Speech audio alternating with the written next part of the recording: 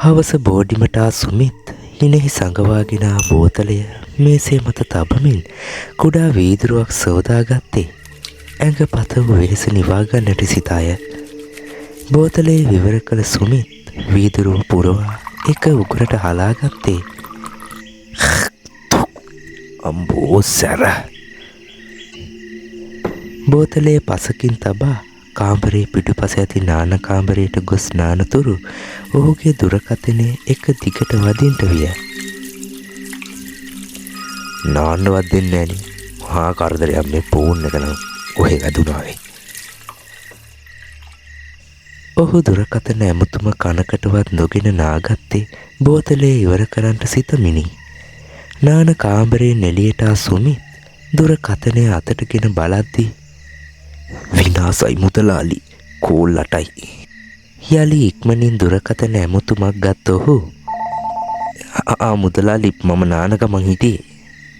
ඔහුගෙන් වචනයක් එන්නට පෙර සුමිත් කියා සිටියේ මුදලාලිගේ කටේ හැටි හොඳින් දන්නා නිසාවෙනි.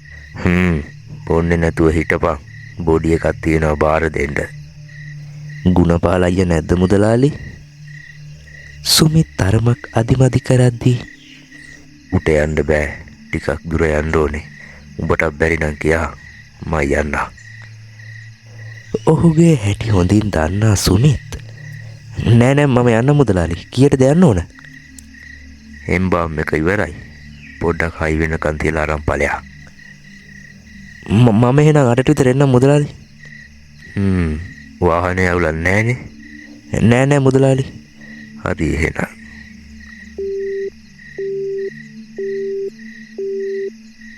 බෝතලේ දෙස බලමින් හූල්ලන්නට උන සුමිත් ඇඳට වැටෙද්දී මලානික හිරු සැඟව අඳුර පරිසරයේ ගිලගන්ට විය. නොදැනීම නින්ද සොරාගෙන සිටි සුමිත්ගේ දුරකථනය එක දිගට නාදවන හඬට සුමිත් කලබලයෙන් අවදි වී ඩෙනිමක් සහ සුදු පාට ටී-ෂර්ට් එකක් දාගත්තේ ඒ වන විටත් ඔහු පමා වගේ හැංගී ගිය නිසාය. මරු උඹේ යට. මුදලාලි සුමිත් දෙස බලමින් පවසද්දී පොඩ්ඩක් නින්ද ගියා මුදලාලි. කමන්නේ. ඔක්කොම පටවල ඇත්තේ. මෙන්න සල්ලි පූල් ටැංක් ගහපන් වාහනේට. මේක වියදමට තියාගනිමු. මෙන්න ඇඩ්‍රස් එක. උඹ හබරන ටවුන් එකෙන් හැරිලා එතන ඉඳන් කිලෝමීටර් 45ක් විතර යන්න ඕන. උඹ මේ යවන්නේ වැඩේ හරියට කරන හිතා. කොහොමත් උඹ හෙට යද්දි පාන්දර වෙයි. ඒක නිසා පරිස්සමට ඵලයක්. උඹ ගිහින් බාර දියක් මරණේ ඒ ඇති. එතන ඉන්න එකෙක් ඌ විතර වැඩ ටික කරයි. උන් වැඩ ටික කරාට පස්සේ උඹ වරෙන් අමාරු නම් වාහනේ ටික කාන්සල් වෙලා වරෙන් මෙහෙ පරක් වුණාට කමන්නේ. හරි මුදලාලි. මේ තෝ බොන්නේ එහෙම නෑ යනකම්. හරි. මම නොදන්නවද උඹේ ගැන? පරිස්සමට ගමන පටන් ගනි. සුමිත් එක ළඟට ගියේ. උඹ ඉන්නවනේ මගේ තනියට. පණ තියෙන උන්ට වඩා උඹ හොඳයි බං. සුමිත් එක පණ ගන්නමින් බෝඩිම අසල නවතා හිතුරු බෝතලය එකට දමාගත්තේ තනිවම පසු කරන්නට ඇති දුර ගැන හිතමිනි. වාහනේ තෙල් වලින් පුරවාගත් සුමිත් සිගරට් පැකට්ටුවක්ද එකට දමා ගන්නට අමතක නොකළේය.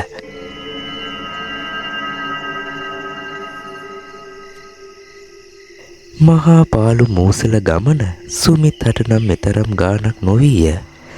එහෙත් හබරන පාර රැට ඊතරම්ම හිතකර නොවුනේ වල්ලලි පාර හරහා යන නිසාවෙනි. සුමිත් ශ්‍රිය වේගයෙන් ධාවනය කළේ ගමන ඉක්මන් කර ගැනීමේ අදිට නැතිවය. ඈතින් ඇසෙන බල්ලන්ගේ උඩුබිරු මඩ ඇරෙන්නට සුමිත්ගේ කන වැකුණේ ශ්‍රියේම රෝද වේගයෙන් ඉදිරියට ඇදී යන හඬ පමණයි. පාර දෙපසම මහා රූස්ස ගස්වලින් වැසී ගිය නිසාමද මහා මූසල අඳුරක් පරිසරයේ පුරා විහිද තිබිණි.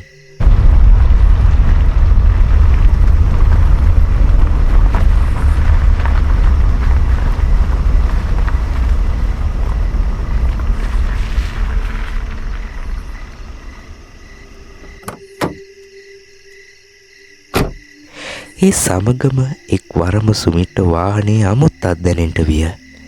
ඔහු වාහනේ පාර අයිනකට කර නවතා ශ්‍රියෙන් බැසගෙන රෝදය දෙස බලන්ට විය. හදෙයනේ. සුමිත් තමාටම කියාගත්තේ පිටුපස රෝදයක හුලං අඩු වී ඇති වගේ දුටු නිසාවෙනි. උඹ ඉන්නවා කියලා කිව්වට කොහෙද? ඉතින් උඹ බැහැලා ඇවිල්ලා මට මේ රෝදේ මාරු කරන්න උදව් කරනවද? නෑනේ. පිටුපස තිබූ පෙට්ටිය දෙස බලමින් සුමිත් පවසා යලිත් ශ්‍රියේ ඉදිරිදොර විවර කළ සුමිත් බෝතලය අතටගෙන කෙලින්ම උගුර තෙමා ගත්තේ මූණ හකුලවමිනි. පසුව සිගරට්ටුවක් දල්වාගත් සුමිත් ෂර්ට් එක ගලවා දමා රෝදේ මාරු කරන්නට විය.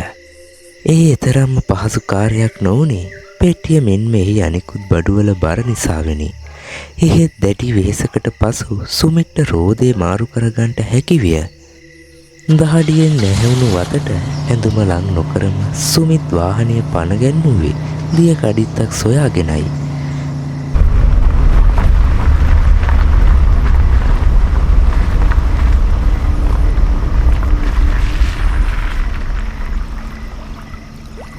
ඔහු ටික දුරක් ගෙවද්දී මාර්ගයේ පහළින් වූ දිය කඩිත්තක ශබ්දයේ සමග ශ්‍රිය නවතා දැමූ සුමිත් අඩි පාර දිගේ පහළට ගමන් ගන්නට විය. සීතලට ගලා යන දිය පහරින් ඇඟපත සෝදාගත් සුමිත් යලිත් ශ්‍රියට ගොඩ වුණේ බෝතලයට අත තබමිනි. භාගයකට පොඩ්ඩක් අඩුවෙන් තිබූ බෝතලය උගුරට දෙකට හලාගත් සුමිත් සිගරට්ටුවක් දල්වාගෙන යලිත් ඉදිරියට ඇදෙන්නට විය. හබරණින් හරවනවත් සමගම භාගයකට පොඩ්ඩක් අඩුවෙන් තිබූ බෝතලය උගුරට දෙකට හලාගත් සුමිත් සිගරට්ටුවක් දල්වාගෙන යලිත් ඉදිරියට ඇදෙන්නට විය. හබරණින් හරවනවත් සමගම ඒ දෙසට යන කිහිප දෙනෙකුම පාරයිනේ සිටියේ ඒ දෙසට යාමට වාහනයක් බලාපොරොත්තු වෙනි. මා රථය නවතා ඔවුන් දෙස බැලුවත් ඔවුන් වාහනය මග අරින්නට විය. යකෝ මුන් මැරෙන්නේ නෑ වගේ. රථය ඉදිරියට ගනිද්දී මා රථයට අත දැමුවේ තරුණියකි. ඇය අසල රථය නැවතූ මා අයියේ මාවත් දාගෙන යනවද?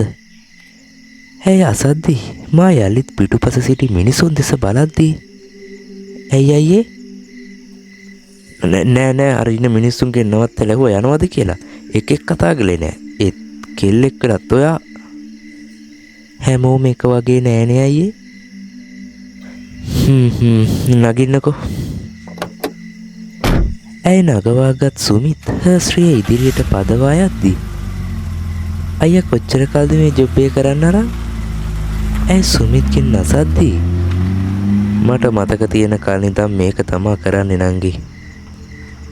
බයක් නැද්ද අයියේ? මොකටද බය වෙන්නේ? මැරිච්ච මිනිස්සුන්ට. බය වෙන්න ඕනේ පණ තියෙන මිනිස්සුන්ටනේ. සුමිත්ගේ කතාවට ඇයි සිනාසෙන්ට විය.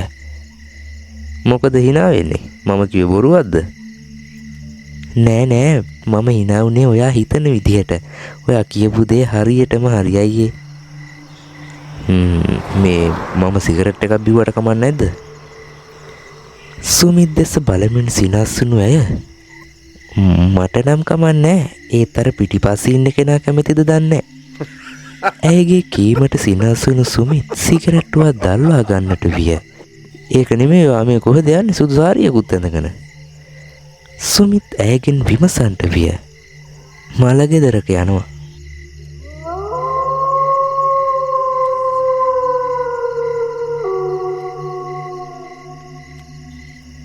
මේ මහරෑ?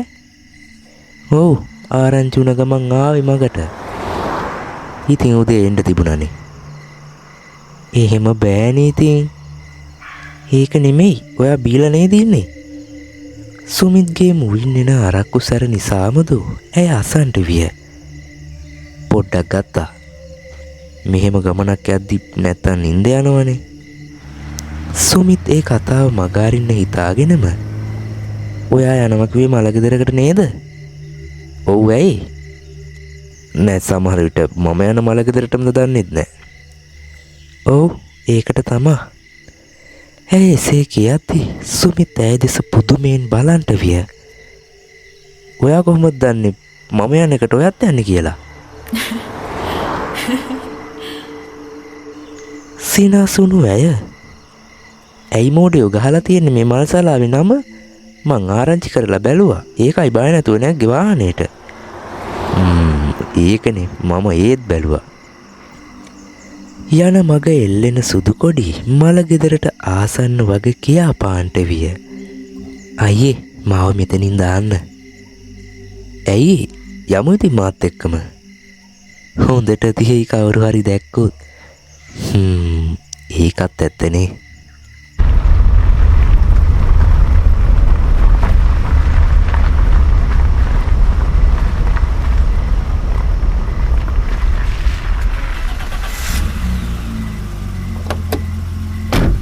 ඇය බැසගත් පසු සුමිත් හර්ශ්‍රිය නිවස දෙසට හරවන්ට විය. සැමගේ විලාපය මැද හර්ශ්‍රියේ ඇති මරණය සහ අනිකුත් බඩු ටික මුදලාලිගේ හිතවතාට බාරදී ඔන්න ගෙනාව වැඩ ටික කරගන්න. සුමිත් මල්ලි ඔයා පොඩ්ඩක් හාන්සි වෙන්න. මම මේ වැඩ ටික කරලා ඉවර වෙලා කතා කරන්න. ආයෙ යන්නත් එපා. ඒක නම් හොඳ අදහසක්. කියමින් සුමිත් හිතවතාගේ මිතුරෙකු සමග අසල නිවසට ගොඩ වුණේ පැයක්වත් නිදියන අරමුණ ඇතිවය. අයියා කාමරේ නිදාගන්න. ෆෑන් එක දාගන්න. ඇඟපත හොද ගන්නවා නම් පිටිපස්සේ තියෙනවා හොද ගන්න. කාමරේ ඇති තුවායා. සුමිත් ඔහුගේ පසු ඇඟ තෙමාගෙන ඇඳට වැටෙද්දී කාමරේට හිතවතා පැමිණියේ. සුමිත් මල්ලි භාගයක් තියෙනවා. මේක ගහපන්. ගහලා නිදාගනින් ටිකක්. මුදලාලට මං කෝල්ලක් දුන්නා. උඹ උදේ වුවත් කමක් නැහැ කිව්වා. හරි අයියේ ටිකක් නිදියන්න ඕනේ. මාරම අමාරුයි ඇඟට.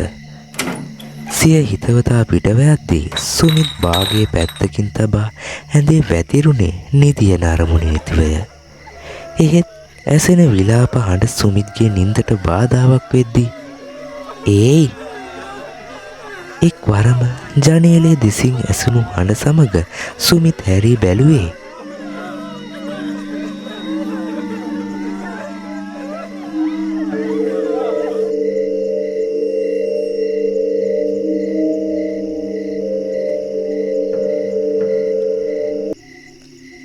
මේ ඔයානේ නිදියන්නද හදන්නේ? තාම පෙට්ටිය ඇරියෙවත් නැහැ. ඒක අරගොල්ල කරයි. මගේ රාජකාරිය ගෙනල්ලා බාර දෙන එක. ඒක මම කරා. ගොඩක් පිං අයියේ ඔයාට. ඒ මොකද? ඔයාලා නිසානේ මැරුණ මලකුණු මේ වගේ ලස්සන වෙන්නේ. නැත්තම් මිනිස්සු කෙල ගහයි. ඒක ඉතින් අපේ ජොබ් එකනේ. මේ මම ඇතුළට එන්නද? වටපිට බලමින් ඇය අසද්දී එන්න මට නම් අවුලක් නැහැ ඉතින්. ඔයාට ප්‍රශ්නයක් නැත්තම්. ඇය කාමරයට පැමිණ සුමිත් ඉදිරියේ තිබූ පුටුවේ වාඩි වෙද්දී ඔයා මරණි බලන්නේ නැද්ද? මොනවා බලන්නද දන්නේ? මගේ ඔළුව පැලෙන්න වගේ. ඇයි ඉන්නකම් කරන්න තියෙන ඔක්කොම දුෂ්ට වැඩ කොල්ලා මරුණාම බොරුවට අඬනවා. ඒක නෙමෙයි. කවුද මැල්ලා දෙන්නේ? වයස කෙනෙක්ද? ඈ මෝඩියෝ. ඒකවත් දන්නේ නැද්ද? නැති නිසානේ අහන්නේ. ඕන්නේ දැනගන්න එහෙනම්. ඒ මොකද? මොකටද?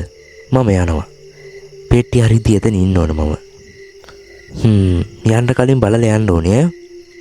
ඇයි සුමිත්ගෙන් ඈතට යද්දී සුමිත් ඇස් පියා ගන්නට විය. පැයක් පමණ නිින්ද ගියත් සුමිත් යලිත් ඇහැරුණේ කෙසේ හෝ පිටවෑමේ අරමුණ ඇතිවය. සුමිත් ඇඳෙන් නැගිට මල ගෙදර පැත්තට ගමන් ගනිද්දී සුමිත් මල්ලි නිින්ද යන්නේ නැද්ද? අයියේ බොයාගෙන මම මේ ආවේ. මොකෝ වෙන්න ඕනේ ගියා? නෑ මම යන්න කියලා. පාන්දර 2ක් වෙලා. ඉඳලා හෙට උදේ ඵලයන්කෝ. ඒක ගානක් නෑ ඉතින් දන්නවනේ. ඉඳන් තේ එකක්වත් ගෙනියන්න කියන්න. එපා අරක තියෙනවනේ ඒක ගහන්න විටක් කටේ දාගෙන යනවා. කියමින් සුමිත් බුලත් විටක් කපමින් හර්ෂ්‍රිය පණ ගන්නවා ඉදිරියට ඇදෙද්දී එක වරම ඈතින් දුටුවේ. මේකිට අමතකුණානේ කියන්න. සුමිත්ටම මුමුණා ගනිද්දී යනව නේද මාව බලන්නේ නැතුව. අනේ නෑ ඔයාව හෙව්ව හම්බ වුණේ නෑ. ඒකයි මේ මකදී හරි හම්බ වෙන්නේ කියලා ආවේ. බොරුත් කියනව නේද අයියේ? මාව හෙව්වනම් හම්බ නොවී ඉන්නේ නෑ. හරි සොරි ඉතින් මම ගිහින් එන්නම් එහෙනම්. ආයාවට මාව දකින්න වෙන එකක් නෑ ඉතින්. හැයි දුක්මුසුව පවසද්දී ඒ මොකද? අර බලන්නකෝ. කවුද? සුමිත් හර්ෂ්‍රියේ ජනේලය මතින් ඔළුව දමමින් විපරම් කරද්දී වලහාරනවා. ඉතින් මාව ඒකට දාලා වහයිනේ. පිස්සු කියවන්න එපානේ. මේ මට පරක්කු වෙනවා මම යනවා එහෙනම්. සුමිත් ඇය මගහැර වේගයෙන් ඉදිරියට ගමන් ගන්නට විය. පාන්දර හිරුට කලින් හමු වූ නයිට් කඩයකට ගොඩ වුණු සුමිත් මල්ලි බිත්තර අප්පයක් දාන්නකෝ තේකුත් ගේන්න. කට සෝදා දැම්මු සුමිත් තේක සමග බිත්තර අප්පේද රස බලද්දී එතනට ආ වේටර් කොළුවෙක් එක් වරම මහත්තයා නෝනට මොකුත් ගෙනියනවද?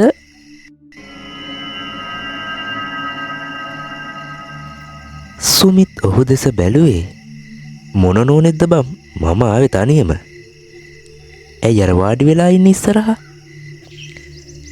ඔහුගේ කීමට එළියට ගිය සුමිත් හර්ස් එක හා වටපිටාව විපරම් කරද්දී කෝබා උඹට පිස්සු නෑ දැන් හිටියා. මුදල් ගෙවූ සුමිත් සිගරට්ටුවක් දල්වාගෙන යලිත් වාහනේ පණ ගන්වා වේගයෙන් පැමිණ මල් ශාලාව ළඟ නතර කර බෝඩිමට ගියේ තද නිදිමත නිසා වෙනි. ඇඟපත වූ වේදනාව නිසාම සුමිත් හවස් වන තුරුම නිදා ගන්නට විය. අවදි වූ සුමිත් ඇඟපත සෝදාගෙන මල් ශාලාව දෙසට එද්දී සුමිත් කීයද ඔබ එද්දී? එළි වුණා මුදලාලි. වැඩ ටික හොඳට වුණානේ. අරුත් මට කතා කරලා උඹේ හොඳ කිව්වා. එහෙමද? එහෙනම් අවුලක් උනේ නෑ. මට අමතකුණානේ බං මරණ පෝස්ටර් ටික දෙන්න. මම ඒ පාර කිව්වා අරුට අතේ සල්ලි වලින් ගහලා දෙන්න කියලා. පෝස්ටර් එක අතට ගත් සුමිත් ඉබේටම ගල් ගැහුණා. මුදලාලි මම ගිහින් එන්නම් කාමරේට.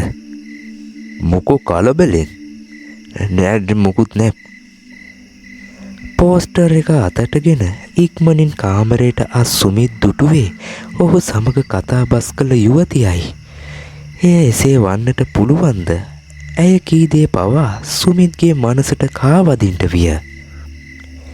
සුමිත් සිය රැකියාවට සදාටම සමුදුන්නේ තවමත් පිළිතුරක් නැති ප්‍රශ්නය නිසා වෙනි. අද ඔහු සොයා පැමිණියේ එකම එක ආත්මයක් පමණි. තව බොහෝ දේ සැඟව ඇත. මේ ඔබේ වාරේ විය හැකිය.